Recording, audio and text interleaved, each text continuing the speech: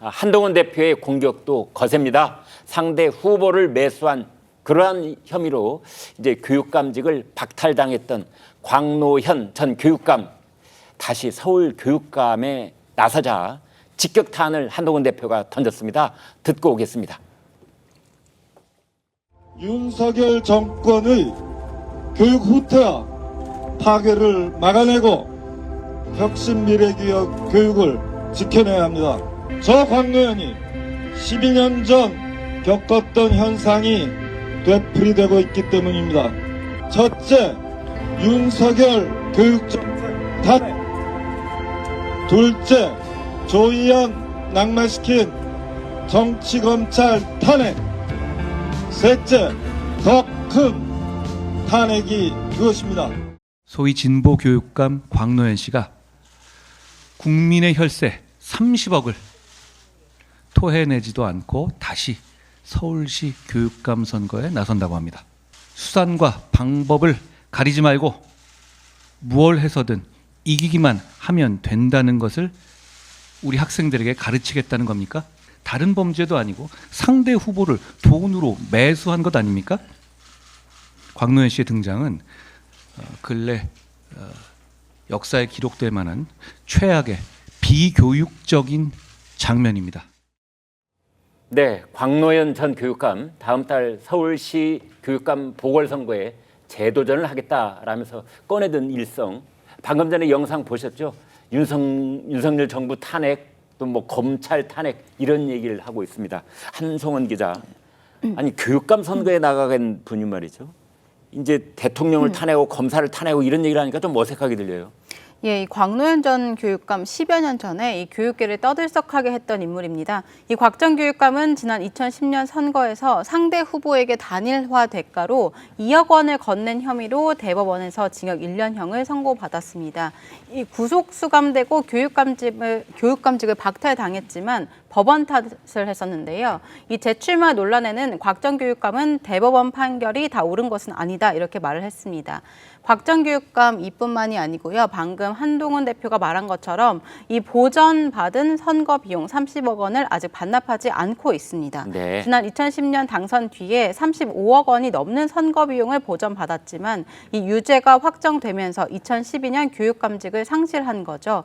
상실하면서 반납해야 했는데 이 12년이 지난 현재까지 보전금 약 30억 원을 반납하지 않은 걸로 파악됐습니다. 곽 전 교육감처럼 당선 무효 확정 뒤에도 이 선거 보전금을 모두 반납하지 않은 후보자는 지난 1월 기준 78명이고 이 거둬들이지 못한 보전금만 해도 191억 원에 이릅니다. 네. 이렇다 보니까 반납을 강제하거나 재출마를 규제할 법적 규정이 없어서 사실상 이 미납을 방치하고 있다 이런 지적이 나오고 있습니다. 네, 그렇군요.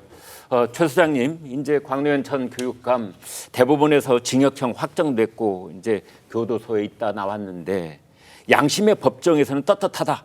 그리고 이제 그때 매수 혐의가 있었던 그 상대 후보에게 2억을 준 것은 선의의 부조였다. 또 이렇게 얘기를 했는데 어떻게 봐야 됩니까?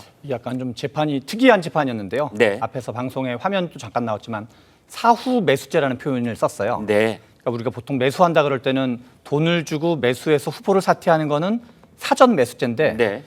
왜 사전 매수죄가 아니라 사후 매수죄가 하면은 네. 당시에 이제 진보 교육감과 이제 보수 교육감들이 있었는데 네. 진보 교육감의 다른 후보 중에 박명기 후보라는 분이 있었어요. 아, 예. 근데 보통 우리가 이제 선거를 해보신 분은 알겠지만 10%가 넘으면 얼마가 보존이 되고 15%가 넘으면 얼마가 보존이 되는데 네. 이 교육감 선거는 또 정당과 관계없이 선거를 하다 보니까 네. 한 개인이 돈을 어마어마하게 많이 쓰게 돼요. 네. 왜냐면 이게 뭐 서울 시민들한테 홍보물 하나씩만 해도 이게 몇 억이 나오거든요. 네. 그래서 실은 사전에 매수한 적은 없는 거고 네. 이분이 사퇴를 했어요. 근데 박명기 후보가 사퇴를 했는데 네. 박명기 후보가 사퇴하면서 얘기를 들어보니까 이제 선거운동 과정에 돈이 많이 들어간 거를 나중에 알게 된 거죠. 네. 그래서 나중에 뭐 전부를 보존해주거나 그런 건 아니고 약간 뭐랄까 이 처지가 안타깝다고 생각해서 곽노현 후보 그 당시 후보 신분회 때 그래서 한 2억 정도를 이제 당시 지불했었거든요. 그래서 그걸 선의의 부조다 이렇게 표현한 그렇죠. 거군요. 그래서 네. 이제 뭐 물론 판단은 다를 수 있는데 네. 이제 이 당시에는 이 사후 매수죄라는 거는 대한민국 재판 선례에서 존재하지 않던 거고 네. 당연히 매수라는 건 사전적으로 매수하는 게 매수인 거거든요. 네. 그래서 어떻게 보면은 광노현 이 교육감 사건으로 대한민국의 최초로 법리로 사후 매세죄라는 법리가 형성된 거로 볼 수 있어요. 그런데 최 소장님, 네. 우리 법리 중에는 부정처사 후 수뢰라고 네. 해서 이 범죄의 행위에 해당되는 죄를 먼저 저질러 놓고 나중에 돈을 받는 그것도 징벌하도록 돼 있잖아요. 그렇죠. 근데 이제 그게 이제 후보가 사퇴하는 경우를 어떻게 볼 거냐 문제는 약간 이제 논쟁의 여지가 있겠죠. 네. 그러니까 이제 광노영 교육감도 실은 이제 법학을 하신 분인데 이분도 법학을 하신 분이거든요. 네. 그래서 법학을 하지만 본인이 생각하는 약간 법리와 네. 실제로 이제 우리 1심, 2심, 3심에서 대법원의 법리는 달랐던 건데 그런 점에서 이제 약간 나름의 어떤 이제 그 뭔가 재판 결과에 대해서 동의하지 않는 부분이 광노영 교육감 입장에서는 있는 거죠. 네. 그러나- 최 소장님은 어떻게 보세요? 그러니까 그럼에도 불구하고 실은 우리가 이제 어떤 공직을 한다는 사람은 네. 저는 이제 우리가 재판 결과가 뭐 진보 보수를 떠나서 못마땅할 수가 있거든요. 네. 그러나 뭔가 공직 그리고 기존의 제도권에서 활동하는 사람은 저는 기본적으로 그거는 인정하고 들어가는 게 맞다고 생각이 들어요. 네. 그러면 최 소장님은 대법원 판결이 옳다고 생각하십니까? 아니면 옳지 못하다고 보십니까? 제가 이제 어떤 법리에 대해서 이렇게 해박한 사람은 아니기 때문에 네. 옳다 그르다랑 좀 다른 의미에서 존중해야 한다라고 생각을 합니다. 네. 아니 공직을 하겠다는 사람 중에서도 교육감을 하겠다는 사람이에요. 네. 교육감은 우리나라 그 학생들에게 네. 바른 길을 가르치고 교육을 시켜야 되는 그 자리입니다. 서울시 네. 교육감. 그런데 실정법을 무시를 하잖아요. 네. 실정법 양심의 법정 이야기를 하고 대법원 판결이 다 옳은 것은 아니다. 네. 그리고 뭐 후보 매수죄를 뭐 이상한 말로 하는 게 그러면 학생들에게 그렇게 가르칠 겁니까?